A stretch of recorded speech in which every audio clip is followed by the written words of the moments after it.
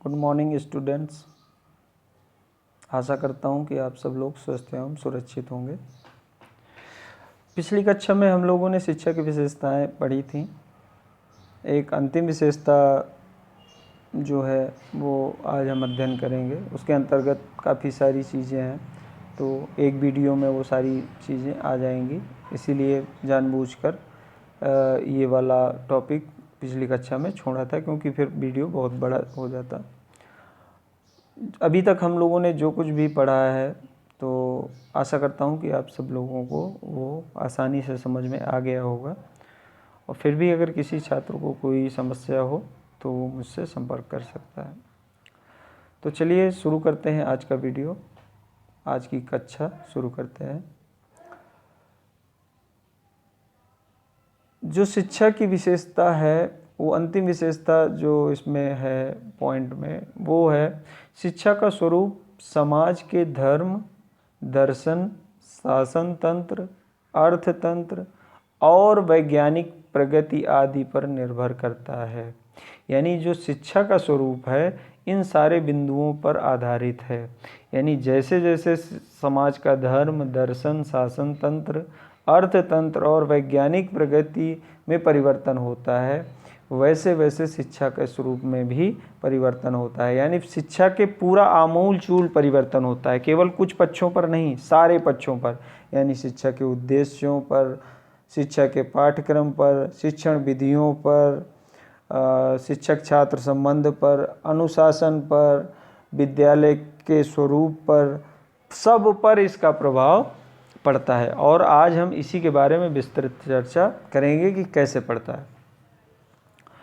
तो आप ये देखिए कि शिक्षा का स्वरूप, पहले देखते हैं कि धर्म के आधार पर कैसे शिक्षा का स्वरूप परिवर्तित होता है। जैसा कि अगर आप लोगों ने पढ़ा ही होगा, इतिहास में भी पढ़ा होगा, और जो भारतीय शिक्षा का विकास है इस पेपर में भी आप पढ़ रहे होंगे, तो इसमें आप लोगों ने पढ़ा होगा कि जैसे प्राचीन समय से अब तक अगर देखा जाए तो धर्म का प्रभाव स्पष्ट रूप से हमारी शिक्षा पर दिखता है। ठीक है, जैसे अगर आप ये देखो तो प्राचीन समय में धर्म प्रधान समाज था। ठीक है, हमारा जो समाज था वो धर्म प्रधान समाज था। और धर्मों में भी अगर देखा जाए तो जो हिंदू धर्म है उसका ज़्यादा प्रभाव था। उसके अंतर्गत भी कई सारे, जैसे शैव हैं, वैष्णव हैं, या द्वैत, अद्वैत, ये विभिन्न तरह की जो धार्मिक विचारधाराएं हैं या पंथ हैं, ये अगर देखा जाए तो इसका प्रभाव दिखता है। जैसे प्राचीन समय में वेदों का बहुत ज़्यादा महत्व था। तो आप ये देखो कि जो विद्यालय था, तो विद्यालय में वेदों, उपनिषदों की शिक्षा पर बहुत ज़्यादा फोकस था। तो कहने का आशय ये है कि जैसा समाज का धर्म होता है, धर्म की प्रकृति होती है, उसका प्रभाव सीधा सीधा शिक्षा पर पड़ता है। क्योंकि शिक्षा का संचालन कौन कर रहा है? समाज के व्यक्ति। और समाज के व्यक्ति जिन धर्मों के अनुयायी हैं, तो जाहिर सी बात है उसका प्रभाव कहीं ना कहीं शिक्षा पर पड़ेगा। इसके बाद हमारे देश में जैसे इस्लाम का उदय हुआ, मुस्लिम आक्रमणकारी आए, उनका शासन हुआ, और इसके बाद इस्लाम का प्रचार प्रसार हुआ। तो आप देखते हो कि उस समय जब इस्लाम कालीन शिक्षा पर आप देखोगे तो उसका स्पष्ट प्रभाव आपको दिखता है। मकतब मदरसों का निर्माण हुआ और उस पर प्रभाव पड़ा। जैसे प्राचीन समय में अगर आप देखो वैदिक कालीन शिक्षा में, तो शिक्षा क्या था, किस सिद्धांत पर आधारित थी? सादा जीवन, उच्च विचार। लेकिन जब इस्लाम कालीन शिक्षा आई तो उसमें कहीं ना कहीं थोड़ी कठोरता आ गई, कहीं ना कहीं थोड़ा आडंबर आ गया। क्योंकि पहले जो गुरु शिष्य संबंध थे वो बहुत ज़्यादा पवित्र थे, पितृवत संबंध थे। लेकिन जब इस्लाम कालीन शिक्षा आई तो उसमें थोड़ा सा गिरावट आई। ऐसा नहीं कि पूरी तरह गिरावट आई, लेकिन पहले की स्थिति में गिरावट आई। अब जैसे वर्तमान समय में देखा जाए, तो वर्तमान समय में अगर देखा जाए तो धर्म के प्रति लोगों में बड़ा उदार नज़रिया है। बेशक अगर हम देखें तो हम सभी किसी न किसी धर्म के अनुयायी हैं, लेकिन कट्टर नहीं है, कट्टरता नहीं है। तो उसका सीधा सीधा असर आपको शिक्षा पर भी दिखता है।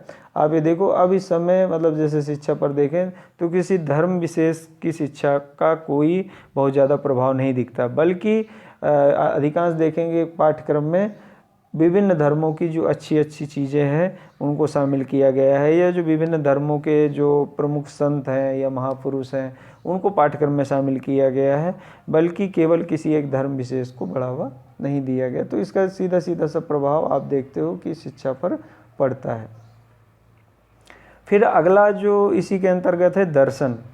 तो जिस समाज का जैसा दर्शन होता है, शिक्षा की पूरा ढांचा उसी पर आधारित होता है। जैसा समाज का दर्शन वैसी शिक्षा। दर्शन का शिक्षा पर सीधा सीधा प्रभाव पड़ता है। इसके बारे में हम एक अलग टॉपिक ही है कि शिक्षा और दर्शन का क्या आपस में संबंध है, वो हम अगली कक्षाओं में उसके बारे में डिटेल से पढ़ेंगे। लेकिन फिर भी हम यहाँ शॉर्ट में अभी देख लेते हैं कि दर्शन का प्रभाव कैसे शिक्षा पर पड़ता है। जैसा कि अभी इसी पेपर में आप लोग पढ़ोगे कि प्रमुख रूप से, जैसे हम देखें तो प्रमुख रूप से 5-6 दार्शनिक विचारधाराएं, जिसमें से 4 तो सबसे प्रमुख हैं, जैसे आदर्शवाद है, प्रकृतिवाद है, प्रयोजनवाद है, यथार्थवाद है, मानवतावाद है। तो इस तरह से कई तरह की जो दार्शनिक विचारधाराएं हैं। तो जिस समाज में जिस दर्शन का बोलबाला होता है, शिक्षा की पूरी प्रक्रिया उसी पर आधारित होती है। इसको हम फिर उदाहरण से समझते हैं। जैसे प्राचीन समय में अगर देखें तो प्राचीन भारत में अगर कौन सा दर्शन था, तो वो आदर्शवादी दर्शन का प्रभाव था, यानी ईश्वर के अस्तित्व पर विश्वास करने वाली विचारधारा पर विश्वास था। तो इसका प्रभाव सीधा सीधा आपको शिक्षा पर दिखाई देता है, यानी शिक्षा उसी के आसपास घूमती नज़र आती है, यानी शास्त्रों और शास्त्रों की शिक्षा पर ज़्यादा फोकस किया गया है। आदर्शवादी दर्शन के प्रभाव के परिणाम स्वरूप जीवन का अंतिम लक्ष्य मुक्ति या मोक्ष था। क्यों? क्योंकि आदर्शवादी यही मानता है कि जीवन का अंतिम लक्ष्य आत्मानुभूति है। तो आप ये देखो कि शिक्षा का लक्ष्य वही था, और उसी के आधार पर जैसा लक्ष्य होता है वैसा पाठ्यक्रम बनता है, यानी पाठ्यक्रम में आध्यात्मिक क्रियाएं और आध्यात्मिक विषयों को ज़्यादा महत्व दिया गया था। और पाठ से आगामी क्रियाएं, उसमें ध्यान, साधना, समाधि, ये सारा सब कुछ बच्चों को ट्रेन किया जाता था इन सारी चीज़ों में। गुरु शिष्य संबंध अगर आप देखें तो पिता पुत्र के समान उनके आपस के संबंध थे। विद्यालय का वातावरण अगर हम देखें तो जो गुरुकुल थे वो बहुत वहाँ सुविधाओं का बहुत ज़्यादा अभाव रखा जाता था, ताकि बालकों पर के अंदर सादा जीवन, उच्च विचार की जो प्रवृत्ति है वो विकसित हो। चाहे राजा का पुत्र हो, चाहे सामान्य जनता का पुत्र हो, सबको वही कार्य करने पड़ते थे गुरुकुल में, यानी लकड़ी काटना, भिक्षावृत्ति करना, गुरु की सेवा करना, गुरु की पूजा पाठ की व्यवस्था करना, ये सारे काम छात्रों को करने पड़ते थे। तो अगर आप देखो तो सीधा सीधा प्रभाव पड़ता है। इसके बाद आप आगे पढ़ोगे प्रकृतिवाद। एक ऐसी विचारधारा है जो ये मानती है कि इस सृष्टि का संचालन प्रकृति करती है, और ये मानती है कि ये विचारधारा मानती है कि बालक शिक्षा के लिए नहीं है, बल्कि शिक्षा बालक के लिए है। यानी शिक्षा केवल बालक का एक के जीवन का एक पार्ट है, और शिक्षा का काम केवल ये है कि उसके अंदर उन शक्तियों का विकास करना जिससे वह अपने प्राकृतिक और सामाजिक पर्यावरण में सही से संतुलन स्थापित करने की उसके अंदर क्षमता विकसित हो जाए, बल्कि जीवन का अंतिम लक्ष्य मोक्ष नहीं इन्होंने माना। तो सीधी सी बात ये है कि दर्शन बदलता है तो शिक्षा का स्वरूप बदलता है। तो प्रकृतिवादी समाज में आप देखोगे तो वहाँ पर आध्यात्मिक विषयों का अभाव है पाठ्यक्रम में, और गुरु शिष्य का जो संबंध है वो कैसा हो जाता है, मित्रवत संबंध हो जाता है। विद्यालय का जो वातावरण है स्वतंत्रतापूर्ण वातावरण हो जाता है। तो इसका सीधा सीधा प्रभाव आप देखते हैं। वर्तमान समय में देखा जाए तो वर्तमान समय में लगभग सारा विश्व प्रयोजनवादी है। प्रयोजनवादी जो समाज होता है वो ये समाज मानता है कि कुछ भी इस लाइफ में कुछ भी परमानेंट नहीं है, और हमारे जीवन का उद्देश्य केवल सुखपूर्वक जीना है और अपना उद्देश्य प्राप्त करना है। और उद्देश्य, उनका कहना है, उद्देश्य भी समय काल परिस्थितियों के अनुसार बदलते रहते हैं, और बदलती परिस्थितियों के अनुसार मनुष्य भी अपने तरीके बदलता रहता है। तो इसका प्रभाव सीधा सीधा आपको शिक्षा पर भी दिखाई देता है। शिक्षा की पूरी प्रक्रिया में प्रयोजनवाद का पूरी प्रभाव आपको दिखता है। जैसे प्राचीन समय में शिक्षा एक पुनीत कार्य माना जाता था, लेकिन वर्तमान समय में चाहे शिक्षक हो चाहे छात्र हो, सबका नज़रिया कैसा हो गया, प्रयोजनवादी हो गया। छात्र अब घर बैठे पढ़ना चाहते हैं, वो चाहते हैं कि शिक्षा किसी तरह से बस उन्हें डिग्रियां मिल जाए, उन्हें ज्ञान प्राप्ति से मतलब नहीं है। बस ये है कि उन्होंने फॉर्म डाल दिया और कुछ दिन पढ़ाई करके घर में और परीक्षा दे दी और 10-10 चीज़ों के चक्कर में पड़े रहते हैं और इसीलिए वो परेशान भी हैं वर्तमान समय में। लेकिन उसमें क्या किया जा सकता है, समाज की प्रकृति बदल गई है, समाज का दर्शन बदल गया है, तो जाहिर सी बात है उसका प्रभाव सीधा सीधा विद्यालय पर पड़ रहा है और पाठ्यक्रम पर पड़ रहा है, शिक्षण विधियों पर पड़ रहा है, शिक्षक छात्र संबंधों पर पड़ रहा है। तो कहने का मतलब ये है किसी भी समाज का दर्शन शिक्षा की प्रक्रिया को प्रभावित करने में पूरी तरह से सक्षम है और जैसा समाज का दर्शन होता है वैसे शिक्षा की प्रक्रिया होती है। फिर आते हैं शासन तंत्र पर। तो शासन तंत्र भी शिक्षा के स्वरूप के निर्धारण में अहम भूमिका निभाता है। शासन तंत्र जैसे अगर देखा जाए तो मुख्यतः 2 तरह के शासन होते हैं, एक तंत्रात्मक और प्रजातंत्रात्मक।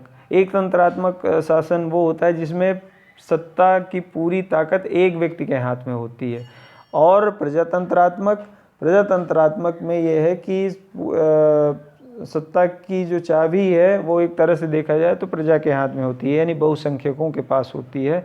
तो अगर हम ये देखें तो प्राचीन समय में अगर देखा जाए तो एक तंत्रात्मक व्यवस्था थी, यानी राजशाही व्यवस्था थी, राजा के हाथ में सारी पावर होती थी।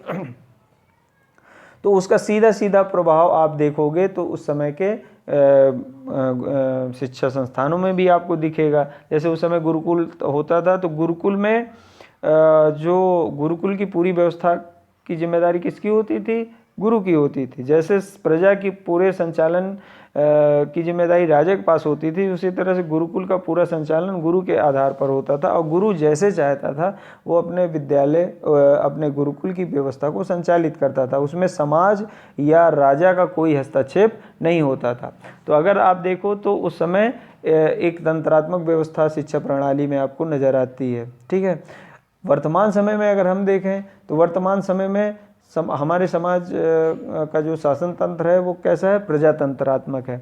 तो इसका प्रभाव सीधा सीधा आप देखते हो शिक्षा में भी ये अब माना जाता है कि कक्षा का माहौल या विद्यालय का माहौल तंत्रात्मक होना चाहिए, यानी छात्र को इतनी आज़ादी होनी चाहिए कि वो अपनी बात, अपनी विचारों, अपनी भावनाओं का प्रकटन कर सके, या उसके अंदर कोई अगर जिज्ञासा है तो अपनी जिज्ञासा वो शांत कर सके। छात्रों के भी विचारों का सम्मान किया जाना चाहिए। तो इस तरह से अगर देखा जाए तो अब विद्यालयों की प्रकृति तानाशाही की नहीं है, ना एक तंत्रात्मक है, बल्कि वहाँ की प्रकृति क्या है? प्रजातंत्रात्मक है। वहाँ पर शिक्षक, छात्रों और अन्य कर्मचारियों के मध्य सद्भावनापूर्ण व्यवहार होता है। एक दूसरे की भावनाओं का वो सम्मान करते हैं, एक दूसरों के विचारों पर वो ध्यान देते हैं। तो इसका भी प्रभाव सीधा सीधा पड़ता है। फिर इसके बाद आता है अर्थतंत्र। अर्थतंत्र मतलब किसी समाज की आर्थिक दशा का प्रभाव शिक्षा पर सीधा सीधा पड़ता है। अब जैसे कि हमारा जो देश है वो विकासशील देश है, और जैसे हम कह दें अमेरिका, तो अमेरिका या फ्रांस या रूस या चाइना, ये सारे जैसे विकसित राष्ट्र हैं। तो आप ये देखोगे कि वहाँ के शिक्षा के उद्देश्यों और हमारे यहाँ के शिक्षा के उद्देश्यों पर ज़मीन आसमान का अंतर आपको दिखेगा। हमारे यहाँ शिक्षा का संप्रत्यय क्या है कि मतलब पढ़ लिख कर और किसी तरह से रोजी रोटी की व्यवस्था हो जाए, किसी तरह से गिरते पड़ते रोजी रोटी की व्यवस्था हो जाए। क्यों? क्योंकि हम कहीं ना कहीं इन विकसित राष्ट्रों से आर्थिक तौर पर थोड़ा सा कमज़ोर हैं नहीं, गलत नीतियों की वजह से हम कमज़ोर हैं। बाकी संसाधनों की हमारे पास कमी नहीं है, लेकिन कुछ राजनीतिक तत्व ऐसे हैं जिनकी वजह से सही नीतियां नहीं बन पाती और इनका पूरी तरह से मतलब पूरे समाज में उनका सही तरह से वितरण नहीं हो पाता है। तो अगर हम ये देखें तो अर्थतंत्र किसी भी समाज या किसी भी राष्ट्र की शिक्षा व्यवस्था को संचालित करने में अहम भूमिका निभाता है। जैसे बात बताया मैंने कि जैसे विकासशील जो राष्ट्र हैं वहाँ शिक्षा का उद्देश्य किसी तरह से रोजी रोटी की व्यवस्था करना शिक्षा प्राप्त करके, लेकिन जो विकसित राष्ट्र हैं वहाँ का शिक्षा का उद्देश्य है छात्रों में वैज्ञानिक समझ विकसित करना, वैज्ञानिक सोच विकसित करना और ज़्यादा से ज़्यादा रिसर्च पर, अनुसंधानों पर फोकस करना।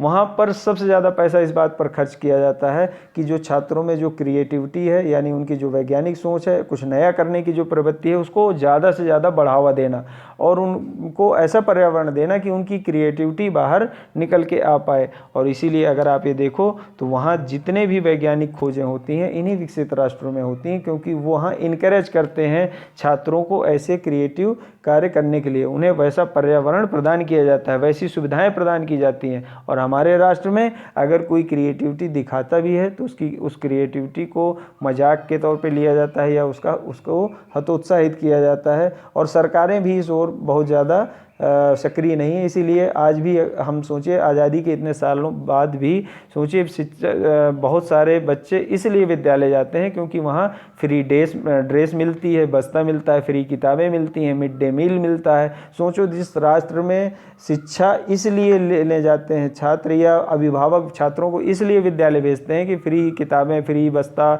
जूते, मिड डे मील मिलेगा, उस देश का तो भगवान ही मालिक है। तो जाहिर सी बात है अर्थतंत्र का इसका सीधा सा प्रभाव आपको दिखाई देता है। अर्थतंत्र का प्रभाव इस तरह से भी दिखाई देता है कि जैसे आप देखो, अभी भी ग्रामीण क्षेत्रों के विद्यालयों में अगर आप जाएंगे तो जो प्राइमरी विद्यालय हैं वहाँ पर आप देखोगे कि बच्चे आज भी टाट पट्टी पर बैठ के पढ़ाई करते हैं। और जो ना तो विद्यालय में लाइट की व्यवस्था है, ना फैन की व्यवस्था है, और सुविधाओं और स्मार्ट क्लास वगैरह की तो भूल ही जाइए आप, ठीक है। शुद्ध पीने का पानी तक नहीं है। लेकिन अगर विकसित समाजों या विकसित राष्ट्रों में आप देखें तो विद्यालय ऐसे हैं जो छात्रों को अपनी ओर आकर्षित करते हैं। वहाँ हर तरह की सुविधाओं का ध्यान रखा जाता है, स्मार्ट क्लासेज होती हैं वहाँ बच्चों को सीखने के और छात्रों के बहुमुखी विकास के लिए बहुत सारी क्रियाओं का आयोजन होता है, पाठ्यगामी क्रियाओं का आयोजन होता है। तो इसका सीधा सा प्रभाव आप देख रहे हो कि आर्थिक दशा का सीधा सा प्रभाव शिक्षा के उद्देश्यों और पूरी शिक्षा की प्रक्रिया के पर इसका प्रभाव पड़ता है। फिर इसके बाद लास्ट है इसमें वैज्ञानिक प्रगति। वैज्ञानिक प्रगति का भी शिक्षा की प्रक्रिया में या पूरे शिक्षा की नीति निर्धारण में इसका प्रभाव पड़ता है। जिस समाज में वैज्ञानिक प्रगति जितनी ज़्यादा होगी वहाँ शिक्षा का प्रचार प्रसार उतना ज़्यादा होगा। शिक्षा के विभिन्न माध्यम होंगे, ऑनलाइन टीचिंग हो रही होगी या शिक्षा के जो निरौपचारिक साधन हैं उन पर बहुत ज़्यादा फोकस किया जाएगा। या सामान्य कक्षा में भी अगर आप देखो तो जैसे प्रोजेक्टर है या स्मार्ट क्लासेज है या कंप्यूटर की सहायता से जो शिक्षण कार्य होता है, ये सारे कार्य कराए जाते हैं। और जिन समाजों में वैज्ञानिक प्रगति नहीं होती वहाँ आज भी वही परंपरागत तरीके, यानी शिक्षक जाता है और लेक्चर देता है, छात्र सुनते हैं, बस इन्हीं माध्यमों से शिक्षा का संचालन होता है। तो ये सब हमने अभी तक देखा कि शिक्षा का स्वरूप समाज के धर्म, दर्शन, शासन तंत्र, अर्थतंत्र और वैज्ञानिक प्रगति आदि पर निर्भर करता है। आज हमने इस बारे में चर्चा की, आगे इसके बारे में और डिटेल से चर्चा करेंगे, लेकिन अभी हम शिक्षा की विशेषताएं पढ़ रहे थे। तो आज शिक्षा की विशेषताएं हम लोगों ने पढ़ ली है, कल हम शिक्षा के रूप पढ़ेंगे। आशा करता हूँ कि अभी तक हम लोगों ने जो भी अध्ययन किया वो आप लोगों को समझ में आ रहा होगा। और इसी के साथ आज की कक्षा समाप्त होती है। कल हम लोग पुनः मिलेंगे और अगले टॉपिक पर चर्चा करेंगे।